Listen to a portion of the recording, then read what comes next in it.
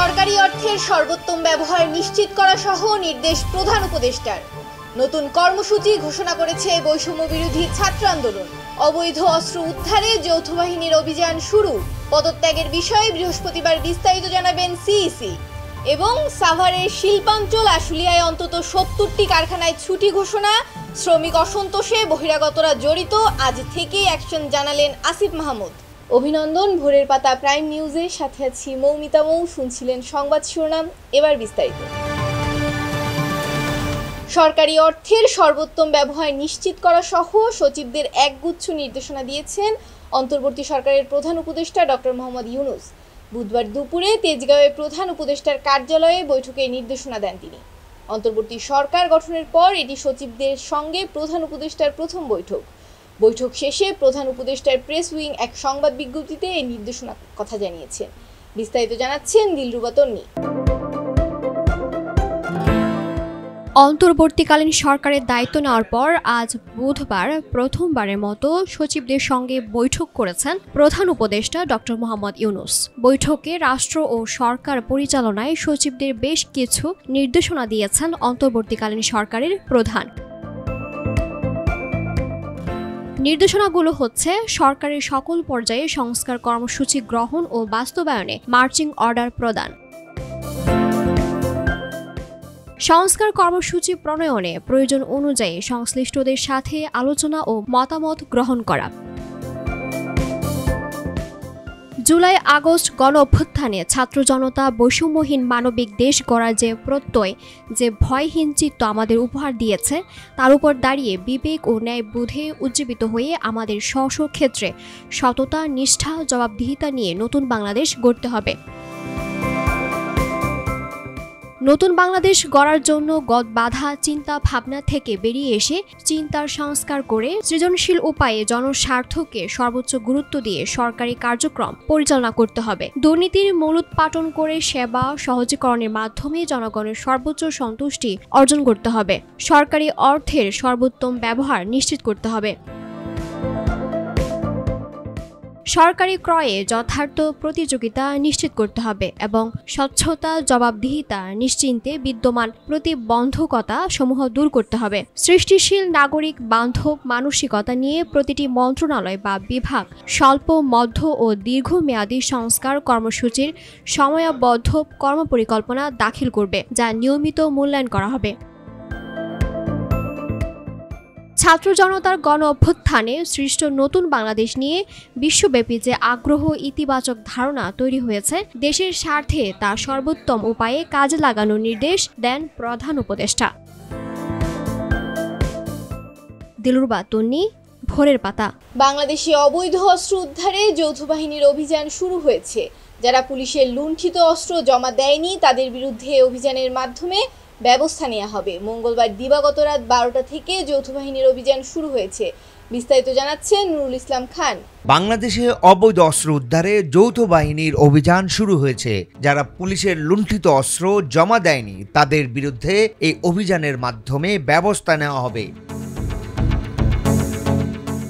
আইনশৃঙ্খলা বাহিনী সূত্রে জানা গেছে, পুলিশের লুণ্ঠিত অস্ত্র উদ্ধার, স্থগিতকৃত কিন্তু জমা দেওয়া হয়নি এমন অস্ত্র জব্দ এবং অবৈধ অস্ত্র উদ্ধার সহ এর কারবারি ও ব্যবহারকারীদের বিরুদ্ধে আইনানুগ ব্যবস্থা গ্রহণ করা হবে। বিশেষ করে গণ আন্দোলনে রূপ নেওয়া বৈষম্য বিরোধী ছাত্র আন্দোলনে ও নির্বিচারে গুলিবর্ষণ করেছেন এবং অস্ত্র মামলার আসামিদের ধরা হবে। পুলিশ সদর দপ্তর সূত্রে জানা গেছে, যৌথ অভিযানে রয়েছে বাংলাদেশ সেনাবাহিনী, police, border guard Bangladesh, Bangladesh Ansar ও গ্রাম প্রতিরক্ষা বাহিনী, কোস্ট গার্ড ও র্যাব। স্বরাষ্ট্র মন্ত্রণালয় ও পুলিশ সদর দপ্তর সূত্রে জানা গেছে, অস্ত্র দেওয়া সংক্রান্ত জারিকৃত নির্দেশনার মধ্যে বিভিন্ন থানা থেকে লুটপাট করা অস্ত্র যেমন রয়েছে, তেমনি রয়েছে বৈধ অস্ত্র। গত 15 বছরে বেসামরিক জনগণকে দেওয়া আগ্নেয়াস্ত্রের লাইসেন্স স্থগিত করেছে সরকার। মঙ্গলবার ছিল জমা দেওয়ার শেষ দিন। মঙ্গলবার যৌথ বাহিনীর কর্মপরিকল্পনা প্রণয়ন ও তা বাস্তবায়নের কৌশল নির্ধারণের জন্য সমন্বয় সভা করেছে ঢাকা মহানগর পুলিশ। এ প্রসঙ্গে ডিএমপি কমিশনার মইনুল হাসান বলেন, গত 25শে আগস্ট স্বরাষ্ট্র মন্ত্রণালয় কর্তৃক জারিকৃত এক প্রজ্ঞাপনে গত 2009 সালের 6 জানুয়ারি থেকে 2024 সালের 5 আগস্ট পর্যন্ত বেসামরিক জনগণকে দেয়া আগ্নেয়াস্ত্রের লাইসেন্স স্থগিত করে 3রা সেপ্টেম্বরের মধ্যে গোলাবারুদ সহ আগ্নেয়াস্ত্র সংশ্লিষ্ট থানায় জমা দেওয়ার জন্য নির্দেশ প্রদান করা হয়। নির্দেশনা অনুযায়ী 3রা সেপ্টেম্বরের মধ্যে নির্ধারিত স্থানে আগ্নেয়াস্ত্র জমা না করলে তা অবৈধ অস্ত্র হিসেবে গণ্য হবে, অন্যথায় তাদের বিরুদ্ধে আইনি ব্যবস্থা নেওয়া হবে। ডেস্ক রিপোর্ট, ভোরের পাতা। বৃহস্পতিবার রাষ্ট্রপতির সঙ্গে দেখা করতে যাচ্ছেন প্রধান নির্বাচন কমিশনার কাজী হাবিবুল আউয়াল নেতৃত্বাধীন কমিশন। ধারণা করা হচ্ছে আগামীকালই পদত্যাগ করবে আউয়াল কমিশন। বুধবার দুপুরের নির্বাচন ভবনের প্রধান নির্বাচন কমিশনারের রুমে নির্বাচন কমিশনাররা ঘণ্টাব্যাপী রুদ্ধদ্বার বৈঠক শেষে সাংবাদিকদের সঙ্গে কথা বলেন সিইসি। পদত্যাগ কবে করবেন এমন প্রশ্নের জবাবে প্রধান নির্বাচন কমিশনার কাজী হাবিবুল আউয়াল বলেন, আগামীকাল এ বিষয়ে বিস্তারিত জানাবো, যা বলার কালকে 12টার দিকে সংবাদ সম্মেলন করে জানানো হবে। বিস্তারিত দাসনোভা ঐশীর প্রতিবেদনে। পদত্যাগের গুঞ্জনের মধ্যে হঠাৎ জরুরি সংবাদ সম্মেলন ডেকেছেন প্রধান নির্বাচন কমিশনার কাজী হাবিবুল আউয়াল। আগামীকাল দুপুর 12টায় এই সংবাদ সম্মেলন করবেন তিনি। রাজধানীর আগারগাঁও নির্বাচন ভবন থেকে বের হওয়ার সময় তিনি একথা জানান। এ সময় সিইসির কাছে সাংবাদিকেরা জানতে চান, আপনারা পদত্যাগ করছেন কিনা। জবাবে সিইসি বলেন, এ বিষয়ে এখন কিছুই বলবো না, আগামীকাল 12টায় সংবাদ সম্মেলনে বিস্তারিত বলবো। রাষ্ট্রপতি কিছু বলেছেন কিনা এ বিষয়ে জানতে চাইলে সিইসি আউয়াল বলেন, রাষ্ট্রপতি দেখা করতে বলেছেন। জানা গেছে, প্রধান নির্বাচন কমিশনার কাজী হাবিবুল আউয়াল ও 4 কমিশনারের পদত্যাগ এখন সময়ের ব্যাপার। পদত্যাগের জন্য সব ধরনের প্রস্তুতিও নিচ্ছেন তারা। বৃহস্পতিবার রাষ্ট্রপতি বরাবর পদত্যাগপত্র পাঠিয়ে পদত্যাগ করতে পারেন তারা। আরও জানা যায়, নেপালে শুরু হওয়া সার্কভুক্ত দেশগুলোর নির্বাচন কমিশনারদের সংগঠন ফ্যামাবোসার অনুষ্ঠানে অংশ নেননি সিইসি। মঙ্গলবার তার নেপালে যাওয়ার কথা ছিল। 6 সেপ্টেম্বর দেশে আসার কথা। ওই অনুষ্ঠানে অংশ নিতে জিও জারি করা হয়, ওই জিও বাতিল করা হয়েছে। দাসনোভা ঐশী, ডেস্ক রিপোর্ট, ভোরের পাতা। নতুন কর্মসূচি ঘোষণা করেছে বৈষম্য বিরোধী ছাত্র আন্দোলন। আগামীকাল বৃহস্পতিবার শহীদি মার্চ কর্মসূচি পালন করবে ছাত্ররা। বিকেল 3টায় ঢাকা বিশ্ববিদ্যালয়ের রাজু ভাস্কর্যের সামনে থেকে কর্মসূচি শুরু হবে। বুধবার দুপুরে টিএসসিতে আয়োজিত সংবাদ সম্মেলনে এই কর্মসূচি ঘোষণা করেন বৈষম্য বিরোধী ছাত্র আন্দোলন। এ সময় সমন্বয় হাসনাত আব্দুল্লাহ বলেন, প্রভু চলে গেছে, দাসেরা রয়ে গেছে, আমাদের যুদ্ধ দায়ীদের বিরুদ্ধে। প্রভু চলে গিয়েছে, দাসরা কিন্তু এখনো যায় নাই। প্রভু কিন্তু থাকে একজন, কিন্তু গত 16 বছরে এত লক্ষ কোটি দাস উৎপাদন করেছে। এখন আমাদের যুদ্ধটা কিন্তু এই দাসদের বিরুদ্ধে। এবং আপনাকে মাথায় রাখতে হবে, গত 16 বছরে বাংলাদেশ শুধু একটা প্রতিষ্ঠান অ্যাক্টিভ ছিল, আর অন্য কোনো প্রতিষ্ঠান কিন্তু অ্যাক্টিভ ছিল না, এবং সেটা শুধুমাত্র গণভবন। এখন আমাদেরকে গণভবন ছাড়া অন্যান্য যত প্রতিষ্ঠান রয়েছে সেগুলাকে আবার রিঅ্যাক্টিভেট করতে হচ্ছে, এবং সেটার জন্য সময় লাগবে, এবং আমরা জনগণের ভাষাটাকে রূপান্তর করছি এবং সেটা করতে থাকবো, এবং সেটা সময় লাগবে। সাভারের শিল্পাঞ্চল আশুলিয়ায় অন্তত 70টি কারখানায় ছুটি ঘোষণা করেছে কর্তৃপক্ষ। আজ বুধবার সকাল 10টার দিকে বাইপাল আবদুল্লাপুর সড়কের বাইপাল থেকে জিরাবু পর্যন্ত সড়কের উভয় পাশের এসব কারখানা ছুটি ঘোষণা করা হয়। খবর পেয়ে সেনাবাহিনীর সদস্য সহ আইন শৃঙ্খলা রক্ষাকারী বাহিনীর সদস্যরা সতর্ক অবস্থানে রয়েছেন। জানা গেছে, বুধবার সকালে আশুলিয়ায় বিভিন্ন কারখানায় শ্রমিকরা কারখানার প্রবেশ করলেও কাজে না করে বিভিন্ন দাবি আদায়ে বিক্ষোভ শুরু করেন। এক পর্যায়ে কর্তৃপক্ষ একে একে কারখানাগুলো ছুটি ঘোষণা করতে বাধ্য হয়। সাভারের আশুলিয়া সহ দেশের বিভিন্ন স্থানে শ্রমিক অসন্তোষে আওয়ামী লীগ ও বিএনপির লোকজন সহ বহিরাগতরা জড়িত রয়েছে জানিয়ে শ্রম ও কর্মসংস্থান উপদেষ্টা আসিফ মাহমুদ সজীব ভুঁইয়া বলেছেন, আজ থেকেই তাদের বিরুদ্ধে অ্যাকশন শুরু হবে। বুধবার সচিবালয়ে তৈরি পোশাক শিল্প খাত ও শিল্পাঞ্চলের শ্রমিক অসন্তোষ নিয়ে এক জরুরি বৈঠক শেষে তিনি কথা বলেন। সভায় স্বরাষ্ট্র উপদেষ্টা লেফটেন্যান্ট জেনারেল মোহাম্মদ জাহাঙ্গীর আলম চৌধুরীর সভাপতিত্বে বৈঠকে আইন উপদেষ্টা ডক্টর আসিফ নজরুল, মৎস্য প্রাণী উপদেষ্টা ফরিদা আক্তার, শিল্প উপদেষ্টা আদিদুল রহমান উপস্থিত ছিলেন। শ্রম উপদেষ্টা আসিফ মাহমুদ বলেন, শ্রমিক অসন্তোষ নিয়ে আমরা মালিক ও শ্রমিক পক্ষের সঙ্গে একাধিক সভা করেছি। সব শ্রমিক নেতাদের কাছ থেকে আমরা এটাই জানতে পেরেছি, এখন যে আন্দোলনগুলো হচ্ছে শ্রমিক নেতারা এই আন্দোলনের প্রকৃতিটা নিজেরাও বুঝে উঠতে পারছেন না, কারণ এখানে কোনো নির্দিষ্ট দাবি উঠে আসছে না, কোনো নির্দিষ্ট দফাও পাওয়া যাচ্ছে না। শামীম ওসমান নারায়ণগঞ্জ ছেড়ে পালালেও তার দোসররা এখনো নতুন পরিচয়ে আধিপত্য বিস্তারে ব্যস্ত। তার আস্থাভাজন নারায়ণগঞ্জ মহানগর স্বেচ্ছাসেবক লীগ নেতার অন্যতম সহযোগী সোহাগের বিরুদ্ধে বিএনপি নেতা পরিচয়ে চাঁদাবাজি, দখলবাজির অভিযোগ উঠেছে। ক্ষমতার পালাবদলের পর আওয়ামী লীগের অধিকাংশ নেতাকর্মী আত্মগোপনে চলে যান। এতদিন তাদের দখলে থাকা এসব দখলে নিয়েছে এই সোহাগ বাহিনী। বিস্তারিত জানাচ্ছেন নাইমুর রহমান। আমি আপনার আজকের মতো দয়া করে দিলাম, কালকার দয়া করবো না, কালকে আপনি এই সীমানা চাইবেন না।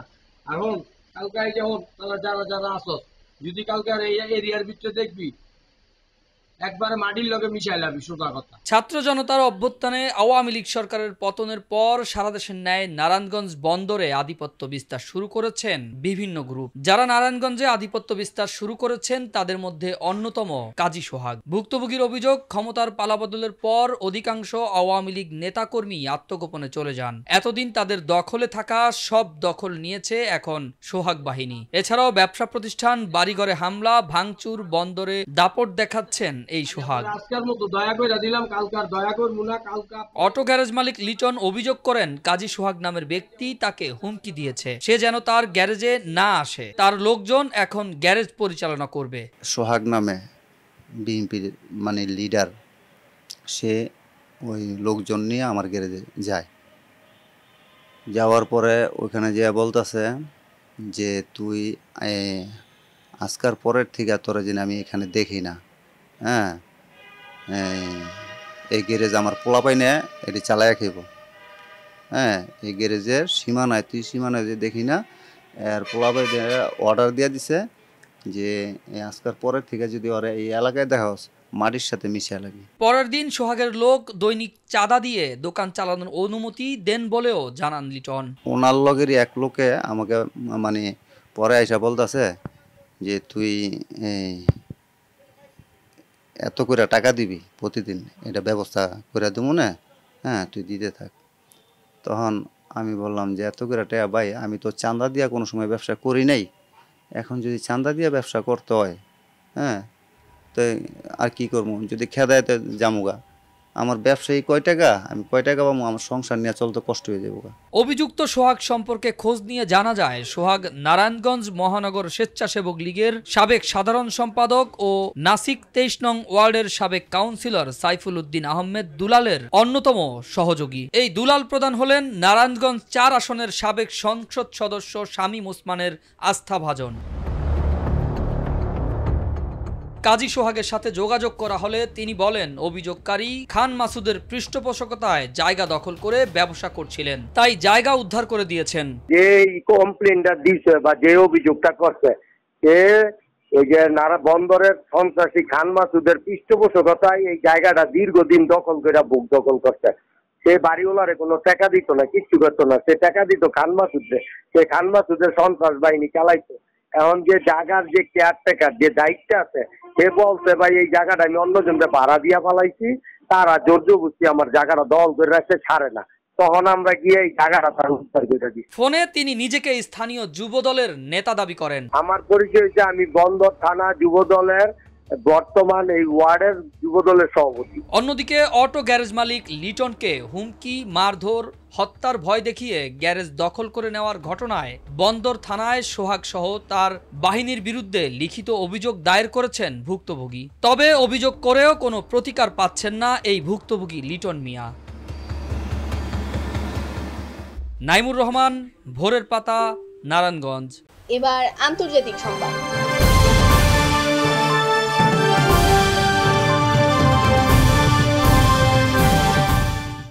মসজিদে ঢুকে মুসলিমদের মারার হুমকি দিয়েছেন ভারতের ক্ষমতাসীন রাজনৈতিক দল ভারতীয় জনতা পার্টি বিজেপির বিধায়ক নীতেশ রানে।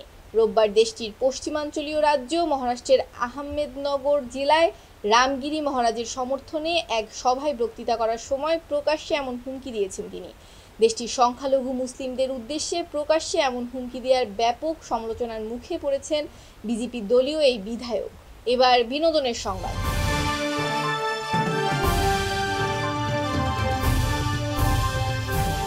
বৈষম্য বিরোধী ছাত্র আন্দোলনকে কেন্দ্র করে সরকার পতনের আগে তারকাদের একটি দল শিক্ষার্থীদের বিপক্ষে দাঁড়িয়ে আওয়াজ তোলে।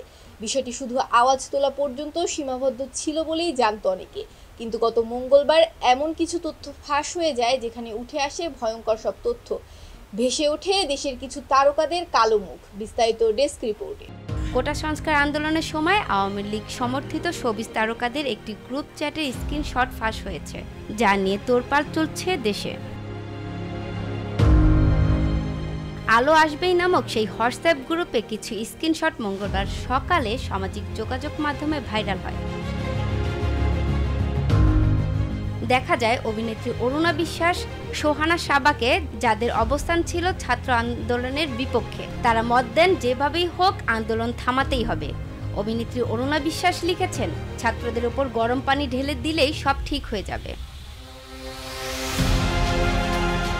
এদিকে আলো আসবে গ্রুপ চ্যাট ভাইরাল হবার পর থেকেই বিষয়টি নিয়ে নিন্দা জানাচ্ছেন শোবিজ অঙ্গনের একাধিক ব্যক্তিত্ব।